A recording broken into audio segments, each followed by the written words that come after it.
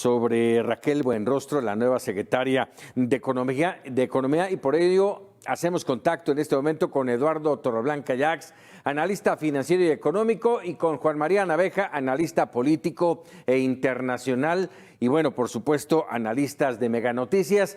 Gracias, buenas noches, y de antemano noches, les Paco. digo, siéntanse en la libertad de hablar y de interrumpirse mutuamente si quieren, si hay necesidad. Yo la primera pregunta, por supuesto, saludarlos. La primera pregunta es, ¿cómo ver la decisión de poner a Raquel Buenrostro en la Secretaría de Economía? Inicio contigo, Eduardo Torreblanca.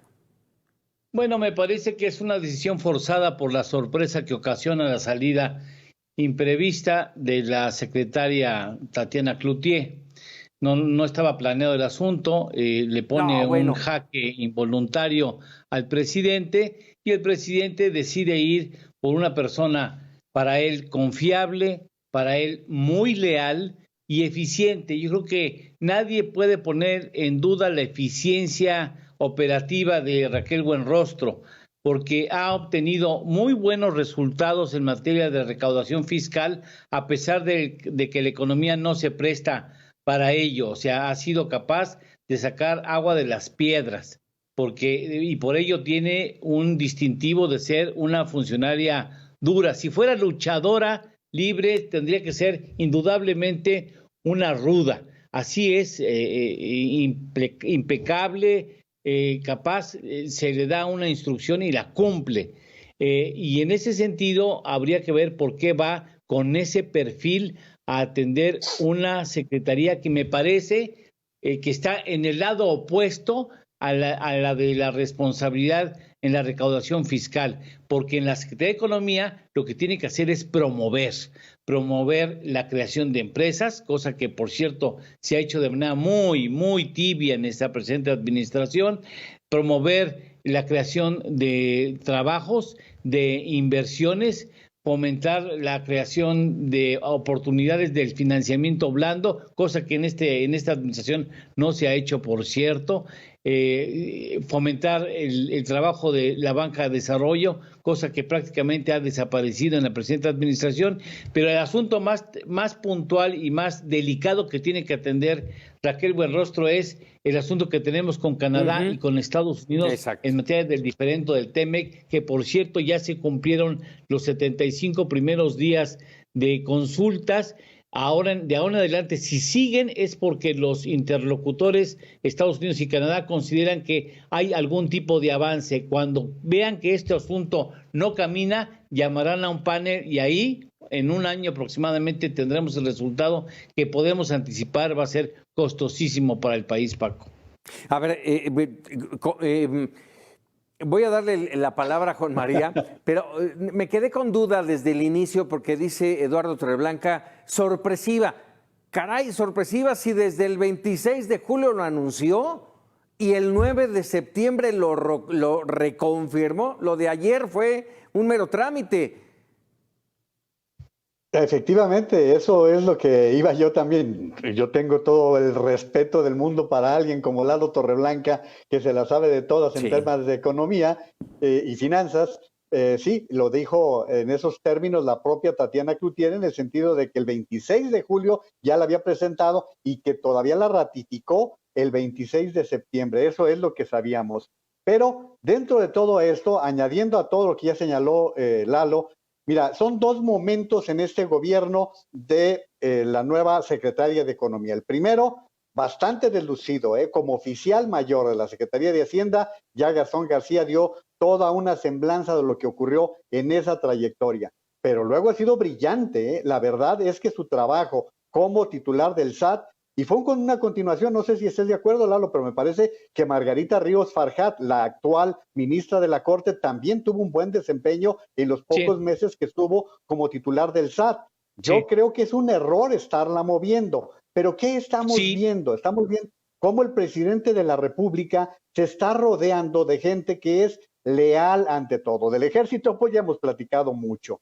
Pero lo que ha sucedido, la llegada de Adán Augusto López Hernández a la Secretaría de Gobernación, la designación del nuevo fiscal para Ayotzinapa es otra persona muy cercana con rumbo de Tabasco. Es decir, el presidente sigue llenándose de estas piezas y cerraría diciendo esto porque así lo remataba Lalo, que es lo que nos debe preocupar en este momento. Las consultas con Canadá y Estados Unidos que llegaron a esa etapa el lunes pasado y que dijeron, vamos bien, vamos a seguir platicando antes de entrar a los paneles porque probablemente lleguemos a un acuerdo.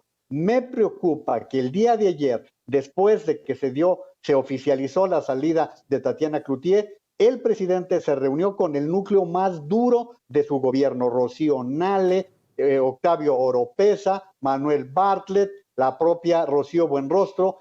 Vamos a ver cuál será la actitud del gobierno de México frente a las posiciones de los gobiernos de Estados Unidos y Canadá, que nos puede costar sumamente caro, Paco. A ver, en este entorno, totalmente de acuerdo con ustedes, coincido en el tema internacional, que dependemos mucho de en qué momento Estados Unidos decida voltear a ver a México y decida iniciar este panel del arbitraje, que ya no, yo creo que ya no hay otro camino. Ya las consultas prácticamente terminaron, pero de primera instancia, de frente para Raquel Buenrostro está el tema de la inflación, cómo controlar la inflación. Y hoy me llamaba un tuit de Mario Di Constanzo, consultor financiero conocido ampliamente, que decía, crecen las posibilidades de la recesión. ¿Es así, Eduardo?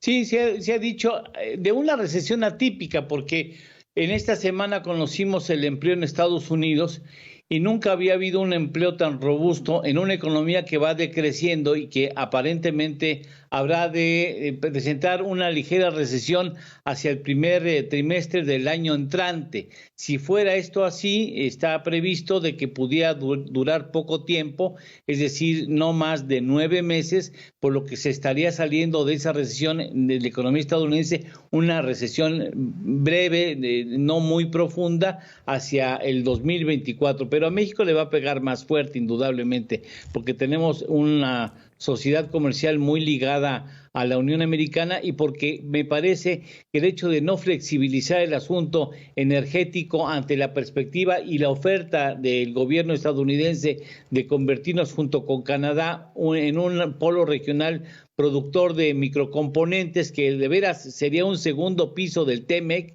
y el no darle la espalda a ese ofrecimiento me parece indudablemente el error más grave, histórico, que haya cometido este presidente, de veras, incluso superando al asunto del aeropuerto, que se le sigue recordando como un error muy relevante. Si el presidente insiste, y en ese sentido va la definición de Raquel Buenrostro como encargada de la Secretaría de Economía, si su encomienda es a como dé lugar defender la supuesta soberanía nacional a partir de no flexibilizar el asunto energético, estamos perdidos. Hemos perdido una oportunidad de oro, porque si piensa el gobierno que por estar cerca de Estados Unidos tenemos ganados los puntos para cualquier otro territorio, cualquier otro país, se equivoca, con la mano en la cintura. La misma oferta la lleva a Honduras, a Guatemala, a El Salvador, a Centroamérica, y se olvida el problema. ¿Sabes qué? Termino con el asunto de los migrantes centroamericanos. Invertimos en Centroamérica, que finalmente está a la vuelta de la esquina. En cuestiones de 5 horas ya estamos en esos territorios y se acabó. Si México no quiere la oferta, pues al carajo, vamos a otros países y ahí la organizas y vas a ver lo que va a significar para Centroamérica el hecho de que Estados Unidos los privilegie con esa oferta de convertir esos territorios en polos de desarrollo para la construcción y manufactura de piezas de microcomponentes. Y a mí me parece que es gravísimo. Si Buenrostro va a tratar de doblarle la mano a Estados Unidos, me parece que es una equivocación de tamaños históricos. Juan María, ¿estaríamos incurriendo en ese error? Pues es que se están presentando varios errores al mismo tiempo con lo que está comentando Lalo. Mira, este movimiento de Raquel Buenrostro puede implicar que todavía sea menor la recaudación que necesita el gobierno. Es decir, no va a haber dinero suficiente para enfrentar ni siquiera los programas sociales. Porque recordemos que el hecho de que suban los precios internacionales del petróleo no nos beneficia porque somos importadores de gasolina. Esa es otra problemática que Lalo la puede explicar mucho mejor que yo. Pero abundando en lo que decía Lalo, fíjate, hace unos días estuvo en México Anthony Blinken. Vino.